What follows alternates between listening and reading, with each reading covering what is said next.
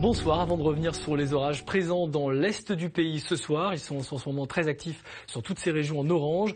Parlons du Tour de France. La météo a une incidence sur les vainqueurs et sur les perdants du Tour de France. Statistiques à l'appui, voici les résultats. Il se trouve que sur les derniers Tours de France, la chaleur est plutôt favorable aux Français. Elle est plutôt néfaste pour les coureurs allemands. Concernant la pluie, elle fait plutôt gagner les étapes pour les coureurs hollandais, un petit peu moins pour les Italiens. Et concernant le vent, eh bien, elle serait plutôt bénéfique aux Anglais, beaucoup moins pour les Belges. Naturellement, il y a aussi la performance sportive. La météo ne fait pas tout. Alors justement, la météo de cette troisième étape du Tour, voilà ce qu'elle va donner en Angleterre. Quelques éclaircies, mais encore un risque d'averse. 23 degrés, ça se réchauffe très doucement en direction de Londres demain. Et le vent sera encore de la partie. Des conditions météo compliquées sur la France, avec toutes ces pluies qui ont balayé le pays d'ouest en est, et puis ces orages qui sont encore très présents à l'heure actuelle dans tout l'est du pays, avec parfois de puissantes rafales de vent. Ça a soufflé très très fort dans le Lauragais, tendance à l'accalmie sur la région de l'ouest où ça se rafraîchit. Demain matin, un temps un peu plus calme sur la région centrale, mais d'autres orages remonteront d'Espagne en direction des Cévennes.